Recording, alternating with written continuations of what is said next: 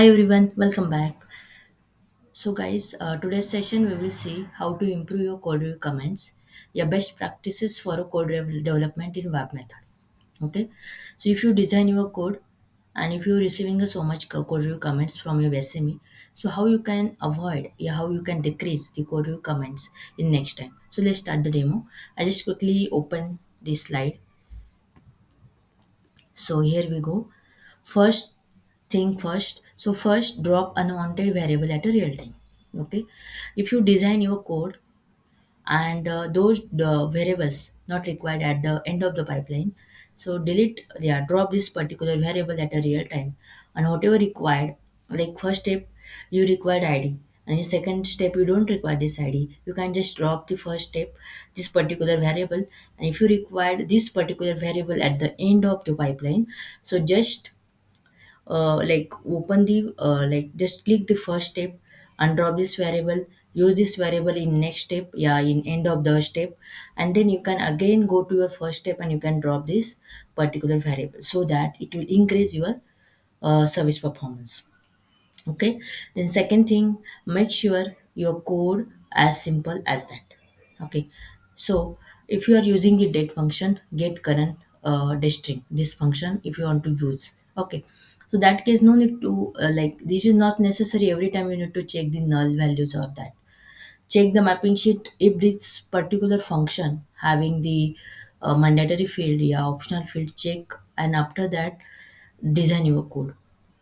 And like if you don't want the branch type, not necessary the branch type used to null values and all that, so just like go to your wm public package. We have a like inbuilt functions, just drag and drop and use this particular service, and whatever required, whenever required, use the transformer as well. Okay, so that you can keep your code as simple as that. Again, every time if you want to use the loop, not necessary, sometimes you can use the like document list to document function also we have, you can use that function as well. Apart from that, if you are using the append to document list, okay, if the input document frequency and output document frequency it's a similar, in that case you can also use the output array as well. Okay, that is the second thing. But again it depends on your like whatever discussion you done with your sme, you can check, and after that you can use these particular functions. Again, for a branch as a switch and branch as a condition, whenever required a branch you can use a branch as a switch, whenever required a branch as a condition you can do as well. Okay, after that a copy condition, like in one variable if you have id variable having 3 4 mappings in one step, so do one thing, use a copy condition as well. Like this particular variable, just click on this particular variable, the line got changed into blue color, and you can set your condition as well in a copy condition. Okay, for a sequence and map. Okay, so sequence and map, whenever you are performing the labeling. Okay, wherever you could require, you can use a sequence. Apart from that, you can also use the map step, because in map step, you are performing the labeling. At the pipeline, you can also do performing the mapping as well. Okay, so whatever required, whenever required, use the sequence, and whenever required, you can use a map step as well. Then the third thing, this is very much important. If you are working on the web services, yeah, so related interfaces, so that a case you are defining your, you are designing your manual documents. So before designing your manual documents, I must say you can just check the web services document as well, and then create your manual document. Because in manual document you are designing the id field, web services document having the id slash one field, so that occurs, it will again getting the signature kind of a error, like fault, you will receive the fault in like node service, you receiving the fault error. So to avoid such a kind of a thing, just check the manual document, like your node service document and your web services document, it should be in sync so that you can avoid this kind of errors. Again, swagger and mapping sheet in sync. Okay, so if you are working in your live project, so Swagger document, like Swagger you have, and in Swagger you can check the particular fields.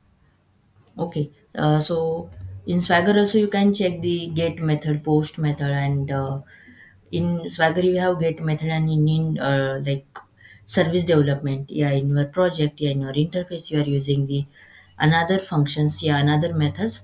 It again making some complex. So to avoid some complex, you can just check your Swagger all the fields. Again, you can check your mapping sheet all the fields, mandatory, optional as well, and then you can design your code. So I must say, before starting your development, just check the mapping sheet and Swagger in sync. If it is sync, then start your development.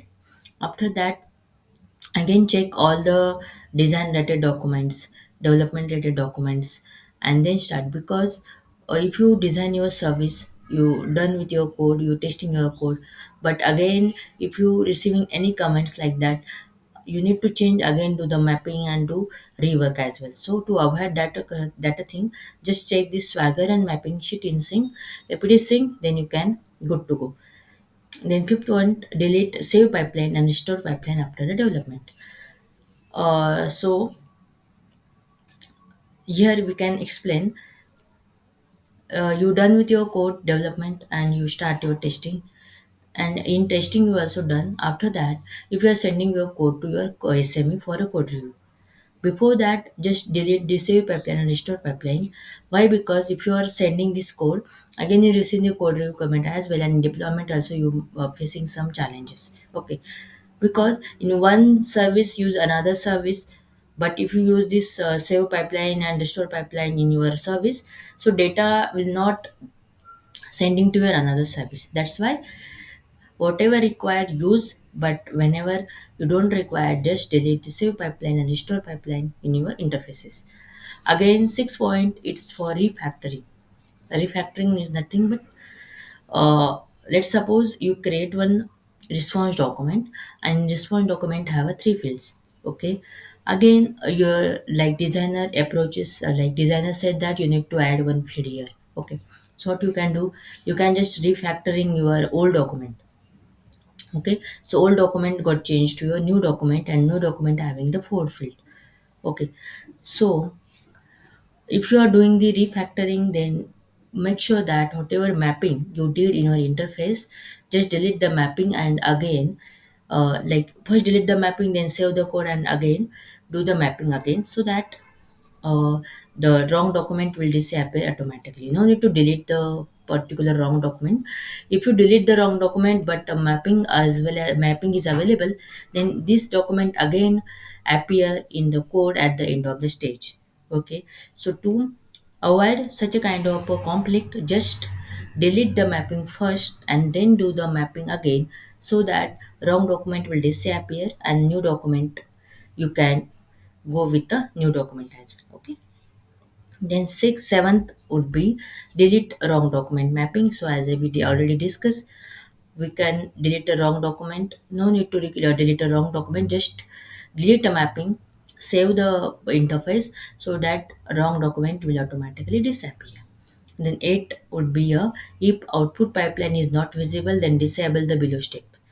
So, like you are performing the error handling, you use the try block, you also use a catch block. And in try block, you perform some business related logic, right? And you also keep the catch block, not disable this catch block. So, and you want to perform the mapping in your try block. So, at the same time, you're not you're not able to see the output pipeline as well.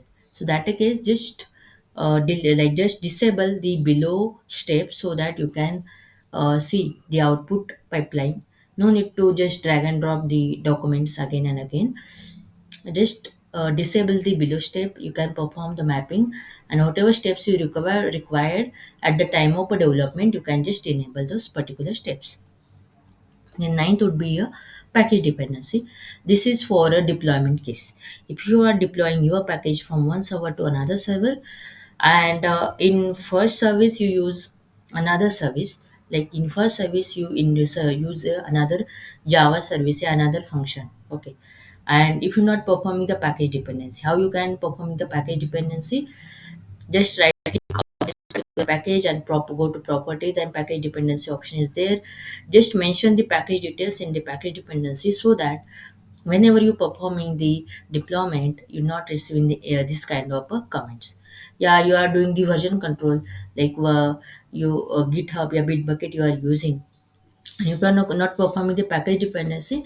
So that case you receiving some conflicts there, and again you need to changes in your code. So that's why I must say you can just check your package dependency as well before committing your code to your Bitbucket, yeah, your GitHub. Again, for document reference, this case also depends on your deployment. If you are deploying your code from one server to another, again the document is wrong. Like in first step you are using the response document, and in another step you using the response one document. All the fields are same, and mapping you are doing the like in first step you are performing the mapping for a wrong document, and second for another, like another correct document. Okay, so that the case what you can do, just check the document reference. Wherever the document is incorrect, just delete the mapping, save the code, so that the wrong document will disappear and you can go with your correct document. Okay, how you can check the document reference? Just check, right click on this particular document. If the first document reference and second document reference is mismatched, that case you can just delete your wrong document. Yeah, you can just delete the mapping, so that wrong document will disappear, because this is not part your output document. Yeah, this is not part of your pipeline. So just delete the mapping and check this particular document and delete the wrong one, and you can go with your correct one. Just delete the mapping and you can perform the logic as well. And the last thing, it's a comment. If you mentioning the comments, so let's suppose in branch step you are performing some logic as a branch as a condition. Okay, so in branch step you can mention simple comment as a check the id field. Okay, in map step, mapping the map the particular field, like map the id field. Looping over the, if you are using the loop function, looping over the particular thing. No need to mention don't mention the comment as long as, only mention the simple comment, so that you can improve your code review as well. And it also best practices for development, I can say. Okay guys, so that's all about today's session. I can say, like I must say, you can enjoy this particular video. And if you have any query regarding this code review comments, any issue, please reach out to me in the comment section. I'll feel free to help you out according to your web method career. And I hope you enjoying this video. So guys, don't forget to subscribe, like, share, and comment.